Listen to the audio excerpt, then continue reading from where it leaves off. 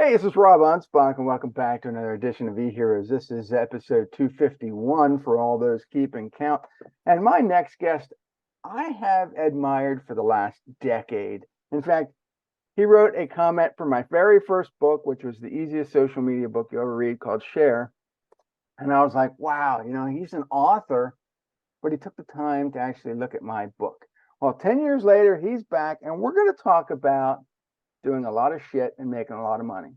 So I know that's a big title, and I probably can't squeeze it into the little headline up there. But welcome, Doug. Well, before I say welcome, Doug, for everyone out there, this is Doug Crowe, and you're going to be impressed because I am, and I know if I can be impressed, you will. So welcome, Doug.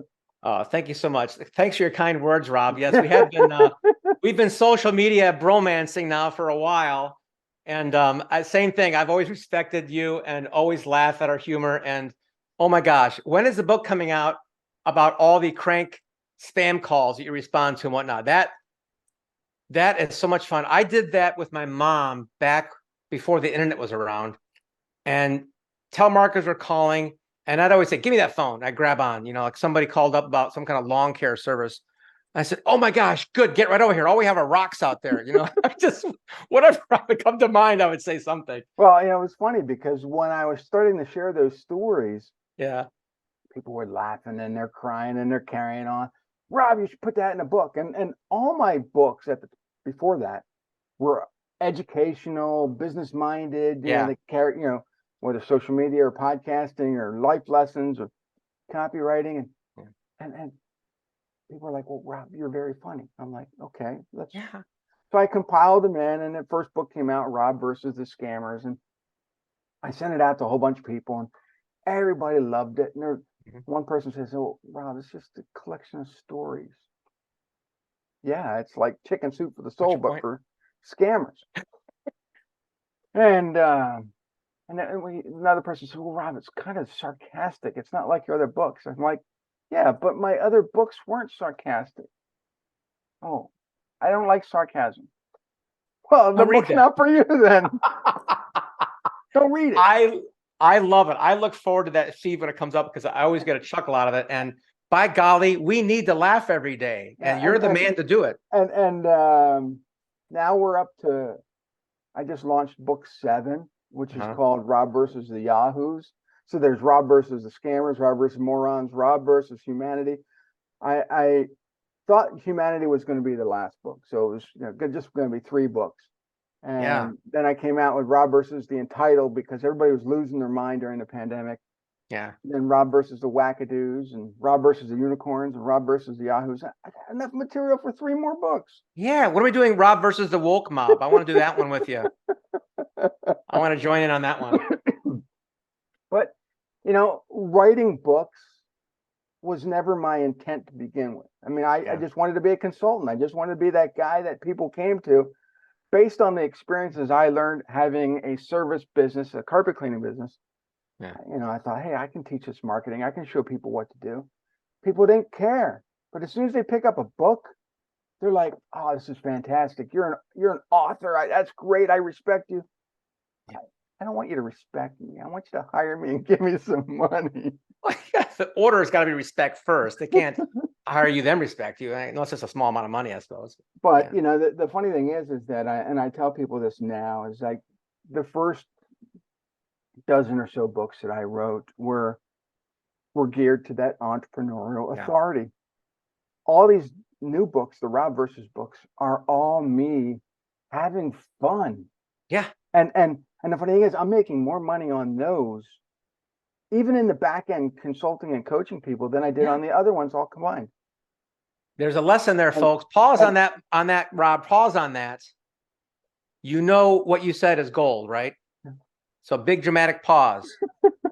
I'm telling your audience right now. Okay, so Rob has all this intellectual knowledge, yes, but he's getting more money by being himself and talk about something fun and entertaining, because guess what? Business books are kind of boring. Mm-hmm. Most of them. And I tell people the Rob versus books are rejection marketing. Yeah. It's not, all the other ones were kind of attraction marketing. I wanted to attract kind of those ideal clients. But Yeah. in reality, rejection marketing eliminates all the problem clients right away, so Yeah. that I can focus on one or two at a time. Love it. Love it. And so if you don't like sarcasm, you're not going to like me or the book. I'm not going to want to work with you if you're not sarcastic, because I won't be making fun of your wife or your dog, but I might make fun of your copy, so be careful. But it's funny because now I can share a story of how I dealt with a scam or a moron or lousy customer service. Right. At the very end, it's like a micro lesson that I just leave. It's not condescending, not, hey, this is how you have to. No, it's just very, and people like that better because now they can consume a book as they feel like it, laugh along. They can feel themselves in that presence of the moment. Yeah. And then they'll say, hey, Rob, I really enjoyed that book. That was great. Or my dad or my brother or whomever loved your book. Can I hire you? Yeah. Okay. Perfect. And, I love that. Hey, speaking of sarcasm, are you familiar with Dr. Subio up in your neck of the woods? He's a cosmetic surgeon. Does it look like I need cosmetic? No, not as a customer, as a social media influencer or whatever. He's got this thing where he was pulling a scammer along and texting, kind of like what you and I would do, and just teasing a little bit. And then he'd say, okay, now I want you to take your middle finger and do this. And he'd always flip him off at the end. But he's got these really campy reels on Instagram, and I'm not. Listen, he's just hilarious. He's just really funny for a cosmetic surgeon. So, but you and I are both in the author space. We do things a little differently, but you have attracted some of the biggest names and the CEOs and which is very admirable. I that's the space I want to be in. Maybe. Come join us. There's room for everybody, even the sarcastic ones. But here's the thing: is that you and I, although we do very similar things, I don't consider you a competitor whatsoever. I consider you a resource, because if I can't help somebody, I know that you can. Yep. Listen, especially when it comes to our industry, there's two things. Number one, like I said earlier, nobody owns one book, right? So how can you have competition? Like, I'm going to have one book. Okay. But you're going to have hundreds, hopefully. So there's always room. And the second thing is, no one human being can actually produce a book. Yeah. It's a good one.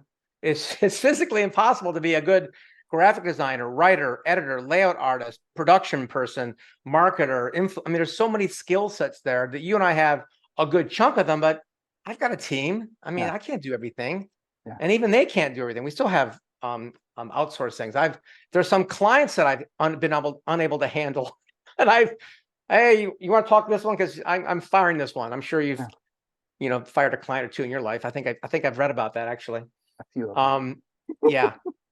So when I had to let somebody go, I gave him a referral to one of our friends in the industry. And I let him know, hey, she has this personality. It wasn't a good fit. Maybe it'll work for you. I don't know.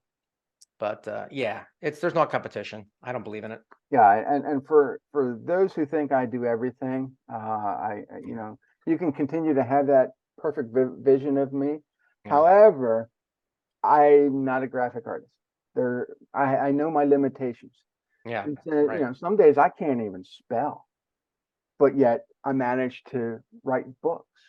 That's right. And truth be told, if you ask any of my English teachers from high school, they'd probably say I was on the bottom of the grades.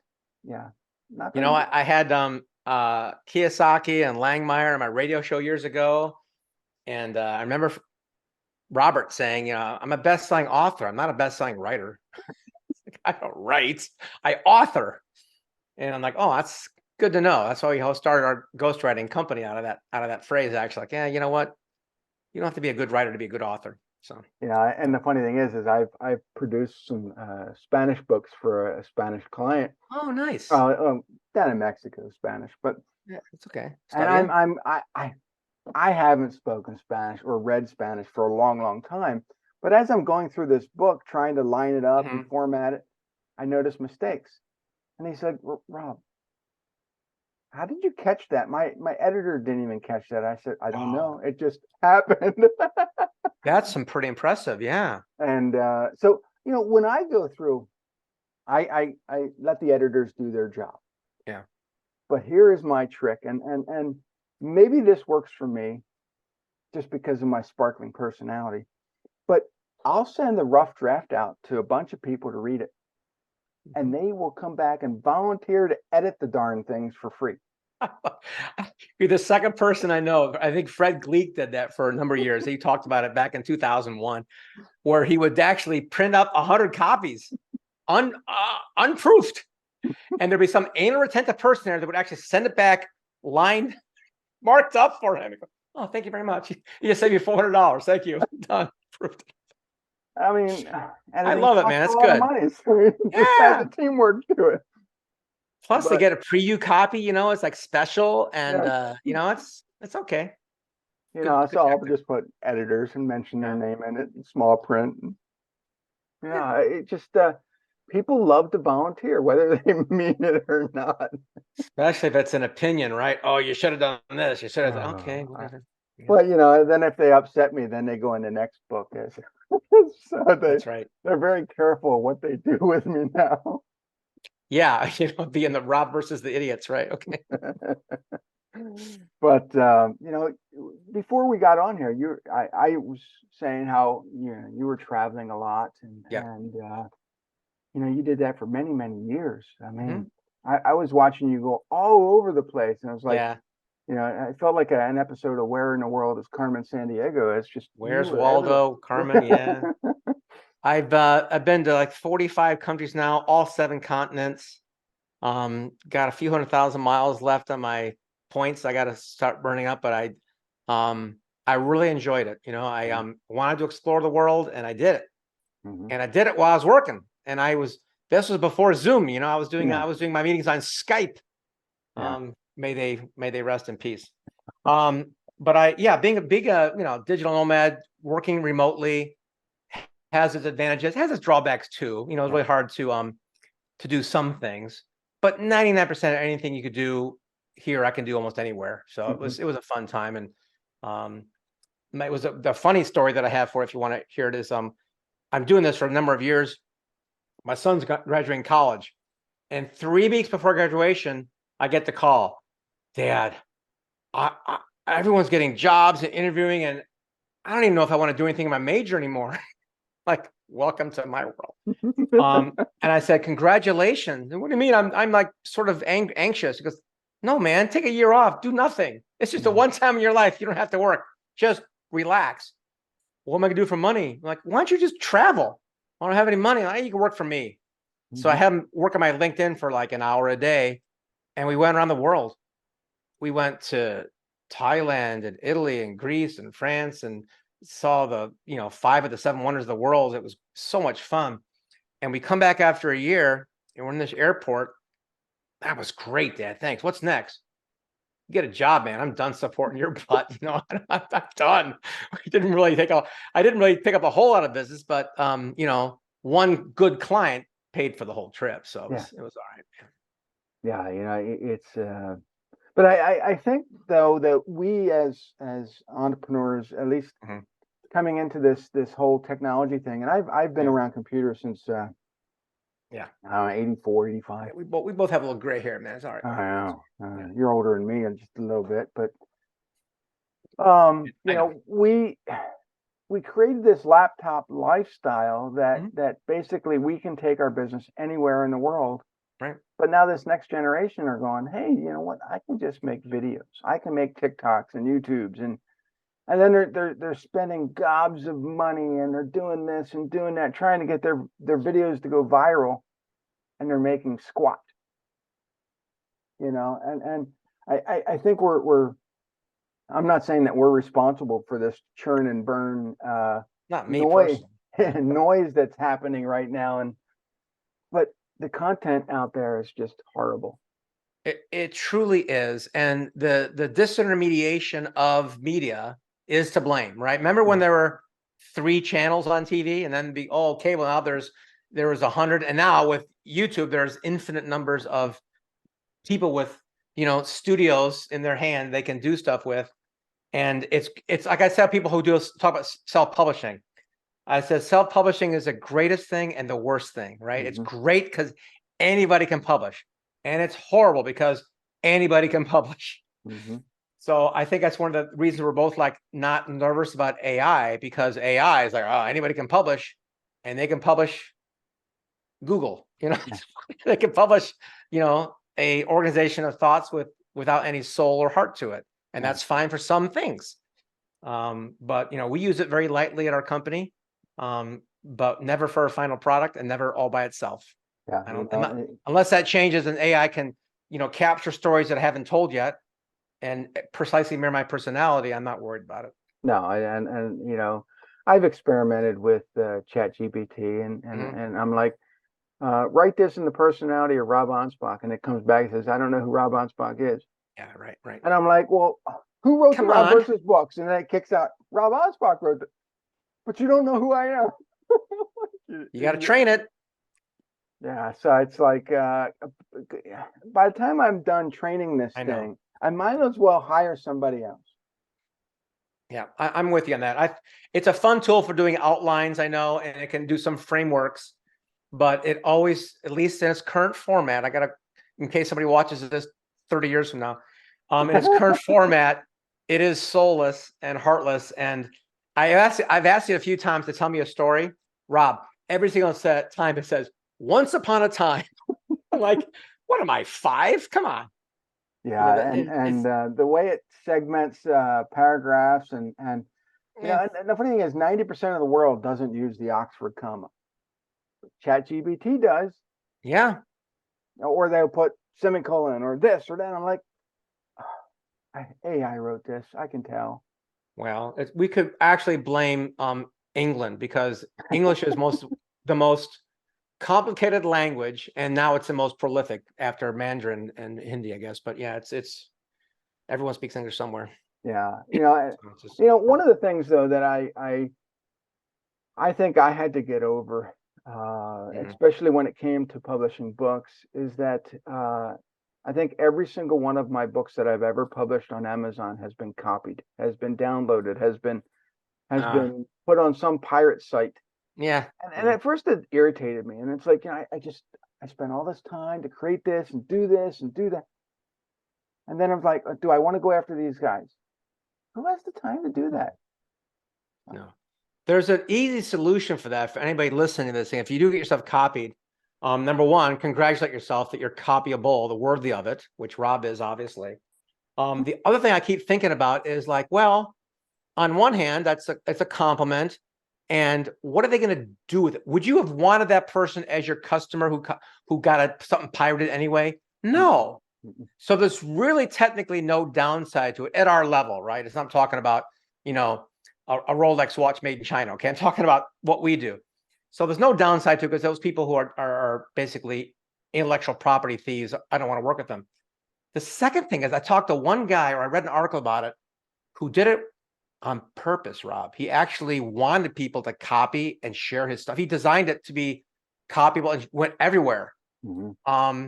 Because there were some, links in there that when you click on it, there's no way people could have copied what he had in there. So it was like a secret viral way to, copy, share with your friends, because I got a Trojan horse of value inside that was pretty good. So, and the other thing that people could think about with that is that, well, while people can certainly copy your words, and that's done all the time, like, ChatGPT does it all the time and curates it. But what's not copyable is you. Like, if I wanted to consult with you, I could hire a number of marketing agencies, but the reason I hire you, it's not just for the sarcasm, it's for the things that your perspective, things that you bring to it that is not copyable. No one can. I was about to say you can't copy a video, but you can now.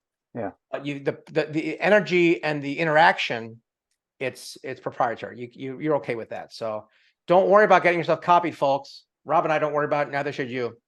No, I look at some of the things that are happening, and I'm thinking, okay, well, how is that actually going to benefit me? And maybe it will on a small scale, but I think as entrepreneurs, we have to stop worrying about what could happen and just continue to do what we do. Right. Yeah. You mentioned about the younger generation, TikTok and the way to fame and fortune.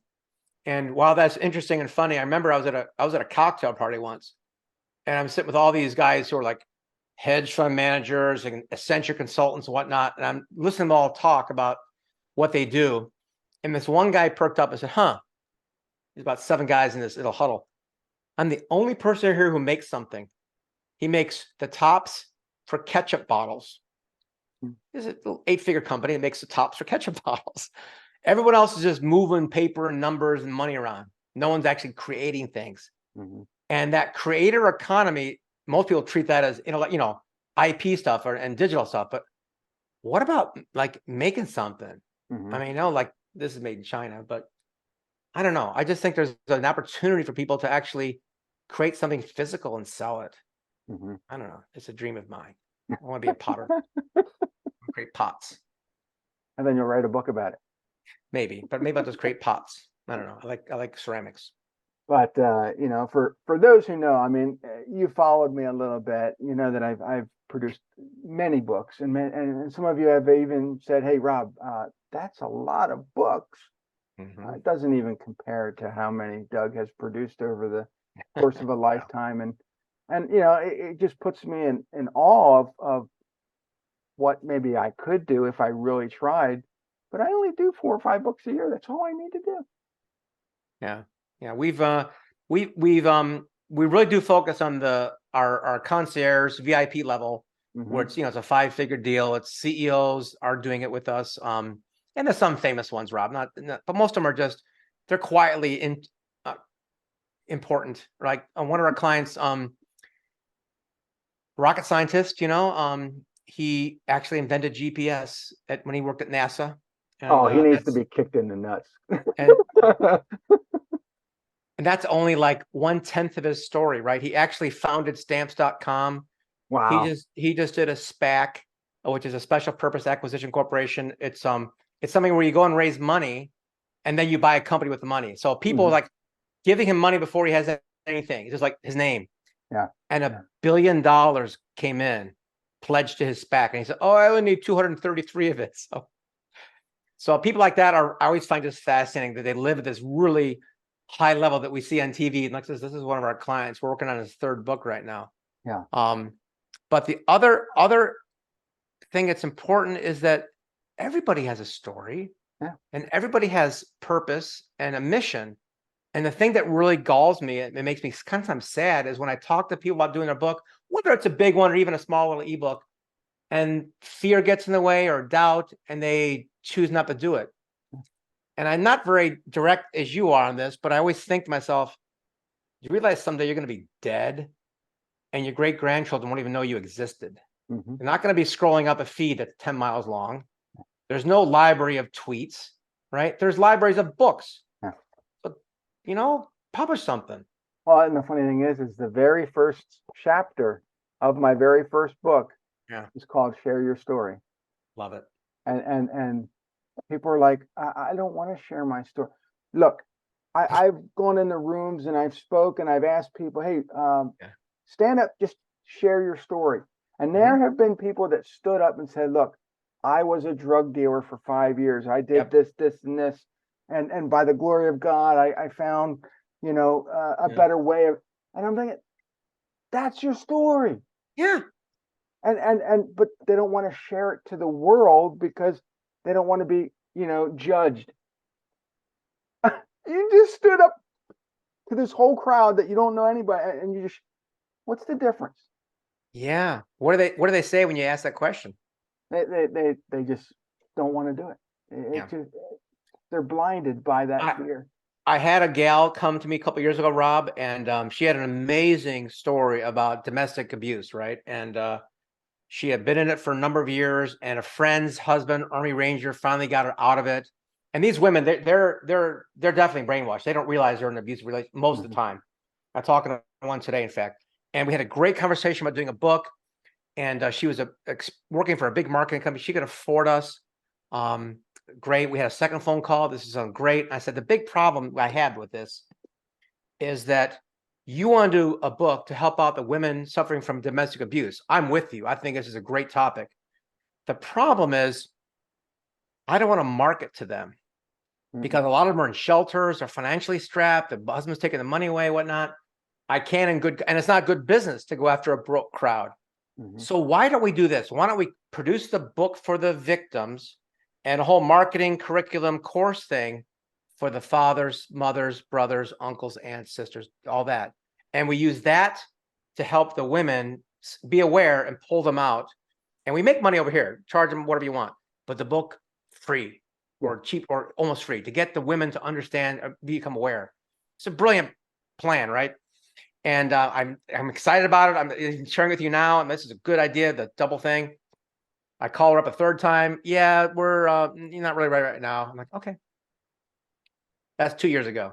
Still not ready. I'm not going to do it, right? And here's my thought. Okay, God, universe, whatever, planted something in your brain that you could help people out, and you didn't do it. And that's okay. It's your life. But I wouldn't say this to her directly, but I guarantee you some women are dead now because you didn't produce your book. Right. That's a pretty sharp thing to say to somebody. So I didn't, but I'm saying it to you, for anyone else listening, that if you got an idea, a passion, something that moves you, that's important to you, oh my gosh, please listen to yourself or whoever and do something with it. Yeah. Not that you're going to save a life like her, but you might. Yeah. Maybe your book will inspire someone to cure cancer. Maybe you will indirectly save thousands of lives. I don't know. Right. I just know that if you sit around focusing on just yourself, you're not going to, it's not very fulfilling. So, and the funny thing is that, you know, I never set out to be an author. I never set out to write all these books. And I certainly never thought that I would be, you know, selling lots of books or even at the J.K. Rowling level. That's never going to happen. However, if my stories can inspire one person, and that one person saves the world or does something, or they're going to come back. You know what inspired me? And that book I read from Rob Anspach. Yeah, that for me, that's all I care about. Yeah. You know, there's other currency other than money. The currency of community value, purpose, mission. Those are all currencies too. I love it. And these books are my legacy to the world. That's right. What I leave behind. So whether, you know, and I hope one day they become on a book ban list, because then I know I made it. Well, we should write that one together. I'm with you, man. That'd be fun. Here's a story for you. Love this. Oh my God, this is so embarrassing. No names on this one. A buddy comes to me, wants to do a book, and he's now listen, I'm an international person, so this didn't offend me at all. It might offend some people here, so bear with me, but he wants to do a book called How to Date Your Daughter's Friends. Okay. Because he liked dating younger women. Like, okay. We chat, interview him and his friend, and they're hilarious. They travel around the world and they're, you know, dating 20-year-olds and they're both in their 40s, 50s, whatnot. Okay, cool. So I give it to my editor and she quits on me. She says, I can't work on this book. And I told Kent, I said, hey, Kent, my editor, you know, she can't do it. He goes, what'd she say? I said, there's no way she's going to do a book about this. Because I want to use that in our marketing. Like, you should. That's a really good market. A book so controversial, our own editor quits. It's a great headline, right? One of my Rob versus books, Rob versus the Entitled, Amazon sent me a notice saying, hey, we have to pull this book because too many people got triggered by the title.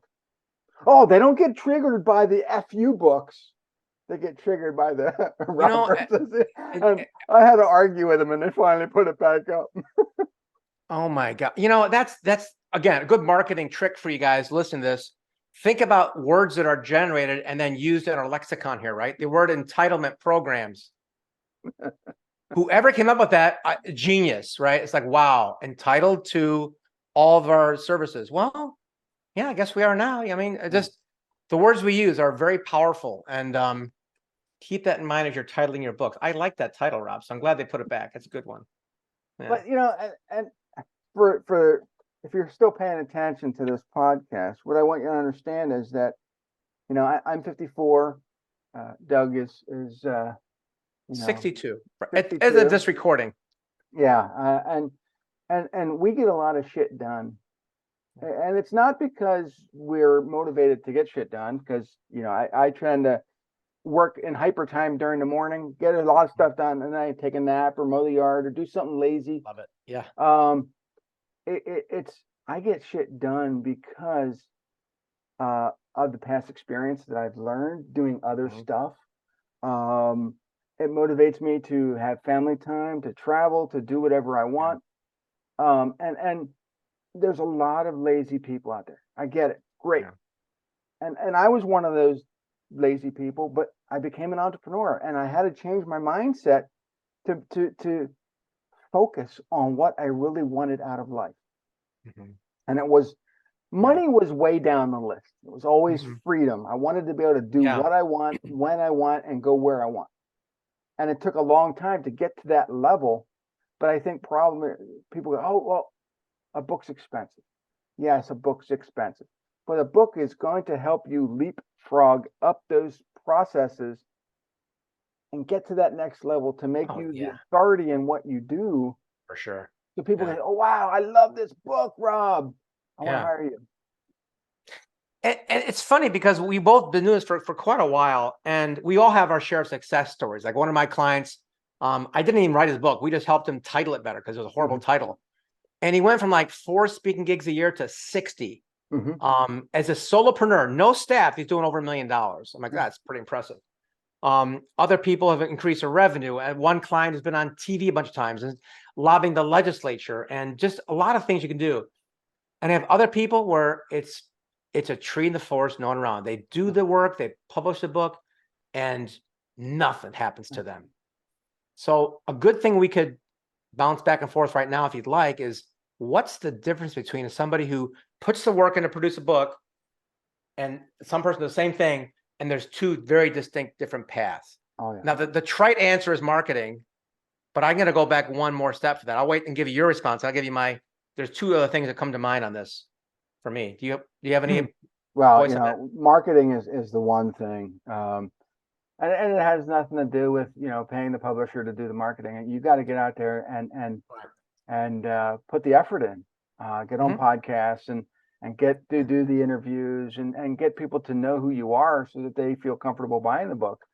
But, a lot of times I give the books away. My clients, every 6 months they're getting another book from me and they're like, wow, this is great.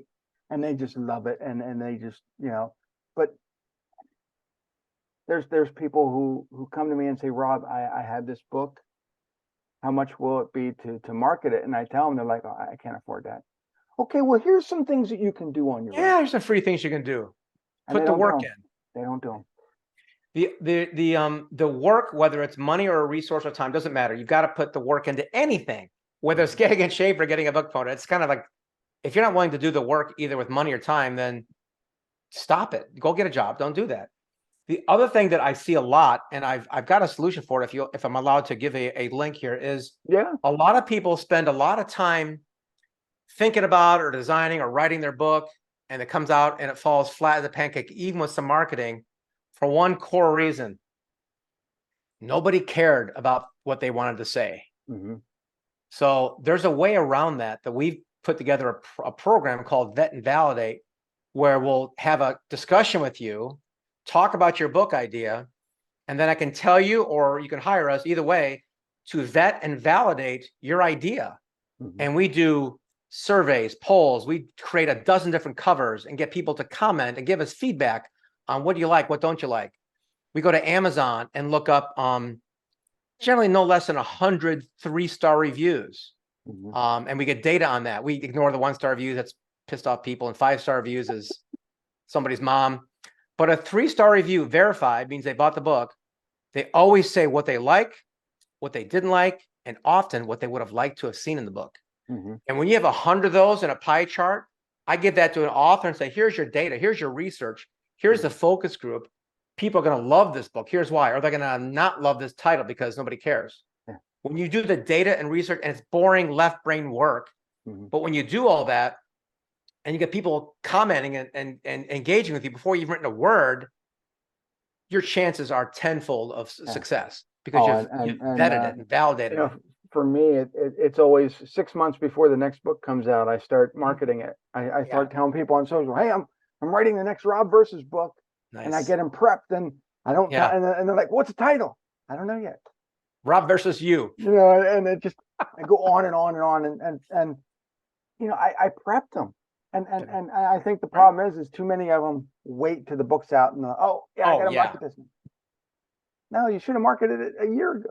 Yeah, at least. Yeah, I read something yesterday. Somebody, I think it was Seth Godin or someone saying 3 years. I'm like, well, that's a much in that today's age. Yeah. But 6 to 12 months is right. You need to prepare an audience for that. And the other thing that people skip is that if you engage them intelligently with giving and serving, sometimes, maybe they give you a story.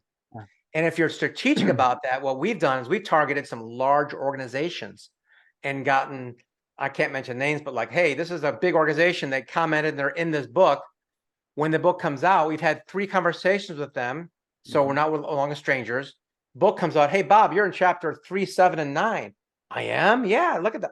Oh my gosh. This is great for our organization. We're nonprofit. We need about 10,000 copies. Yeah.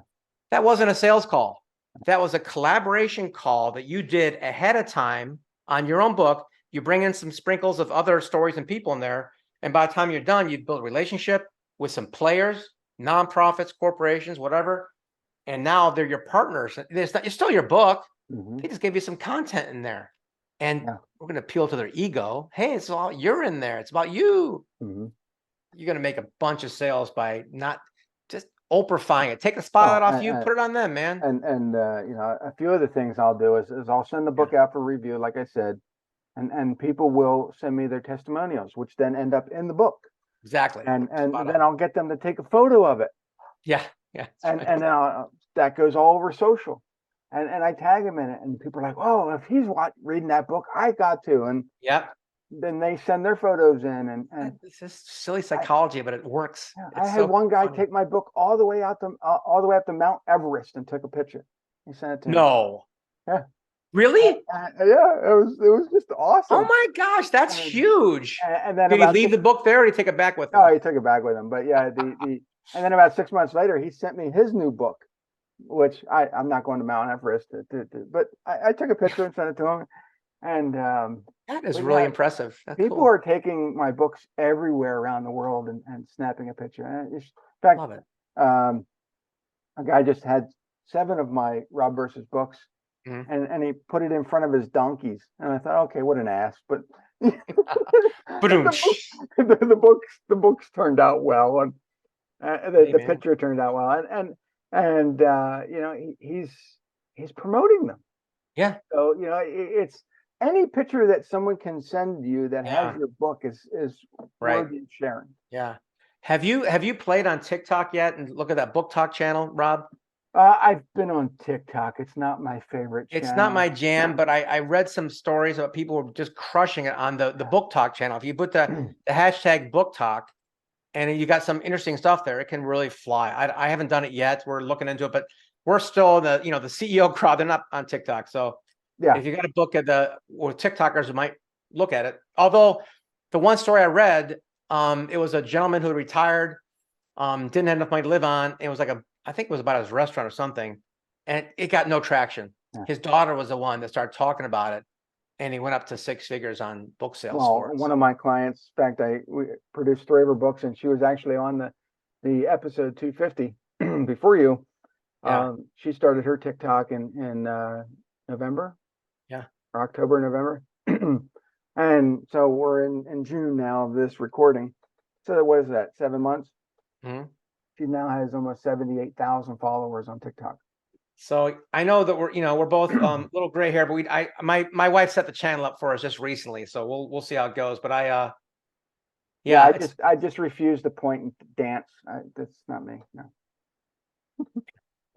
You don't have to dance. You could just read a chapter from your book that might go. Take my shirt off. Yeah, no. There you go. I think that's a different channel. I'll just do a deep fake on bodybuilder. You'd be all right. So where do you see book publishing? Because there has been some evolutions over the last decade. Yes. We were both witness to the self-publishing boom. We've both been really watching I'm sure the Audible boom come. That has been like 4 years running of double-digit growth rates in audio books. Because obviously people can listen to a book while they're doing something else. So it's good multitasking as opposed to focusing on the book itself. So I see audio going big for sure, which is a great market, folks. I mean, still as of this recording, Amazon's not accepting any AI audiobooks. Got to be a human being. So that's good for now.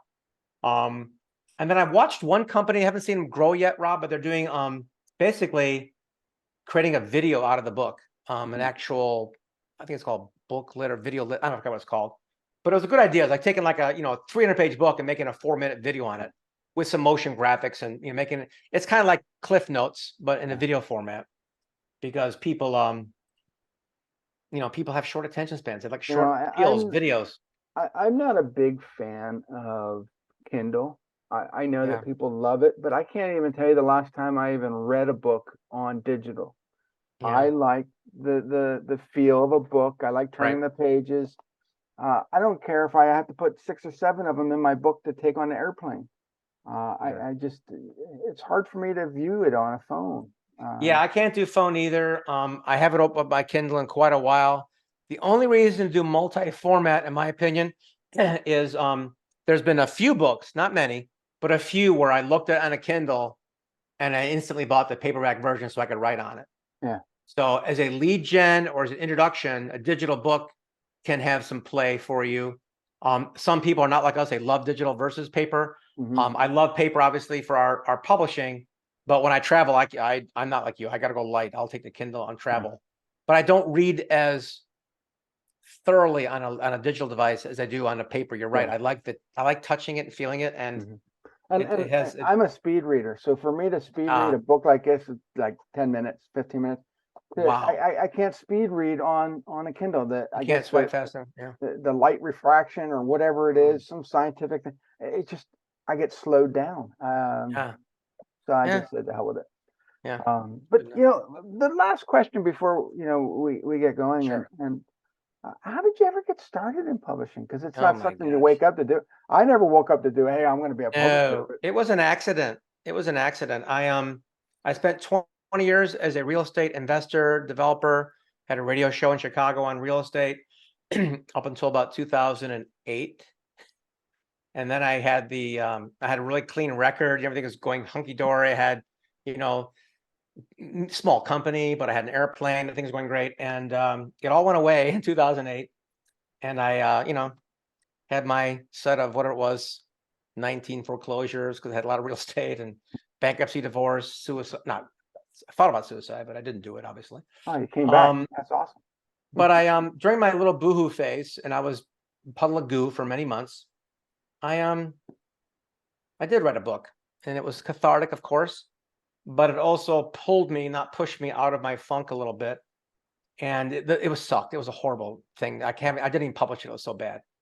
But I did feel something there. And I actually had a couple conversations with some people who are very successful in this space. And they said, oh, we don't write our books. We have ghostwriters. And this is people we know. And like, okay, how does that work? And then they got into the call. So I had to figure out our process, but our process was very much segmented by research, journalism, writing, developmental editing, and proofing. There's 5 silos there of things that have to happen to even create something which is interesting, useful, and hopefully a little bit entertaining. So getting the right story elements, hooks, tension, characters, that's all vital, especially on nonfiction, because most of them are dull. So storytelling is part of our process. But yeah, it happened by accident. I was, had a pivot I had to make because I was, broke, busted, and disgusted, and a book saved my life. And the funny thing is that not to say that everything that you went through was awful and dramatic, and it was, but you brought yourself out of that funk to create a new fortune. That's right. And for me, writing has always been that thing that grounded me. Because I look at Robin Williams. He went through depression and ultimately then took his life. But there's a lot of entrepreneurs that we get into this funk. We can't get back out. And every time I put my thoughts to paper, Mhm. It's escaping my body, going on to paper. It's just, Yes. it's just a stress reliever. So You're right. whether or not someone else reads the book or not, I don't care. I developed something that helped save my life. We Oh, always write the book we need to read. Yep. Yep. and, That's why and the cathartic thing is kind of just the first step. You made a really good point. It's not just the cathartic. It actually pulls you out and it gets you out of your body. And it's just you and your thoughts. And how often do we do that? We don't have yeah, distractions and stuff pummeling our brain when it's just you and your thoughts all by yourself. That's yeah. good. In fact, one of my books, and it's not this one. I think it's the other one. A friend of mine reached out and he says, Rob, I'm on a plane right now reading one of your books, ready to piss myself. I'm laughing so hard. And if the plane's ready to take off, I can't use the bathroom. Right there.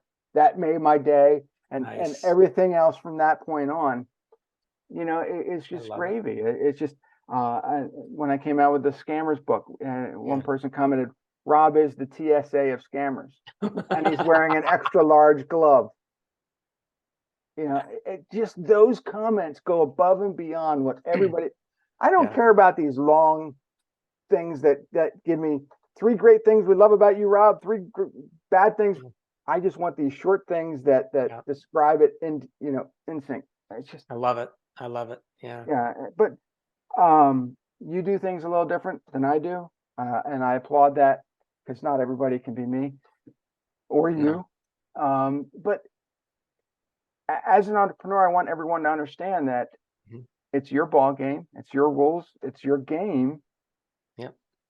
Have fun doing it, and whether or not I'm making money, Doug's making money, don't copy us. Be your own self. That's right. You know. So, how do people get a hold of you, Doug? Where do they go? Well, two things. They can sure just drop me an email at doug@dougcrowe.com. My vet and validate thing, I'm opening up to some people who just want to have a conversation to vet and validate their book.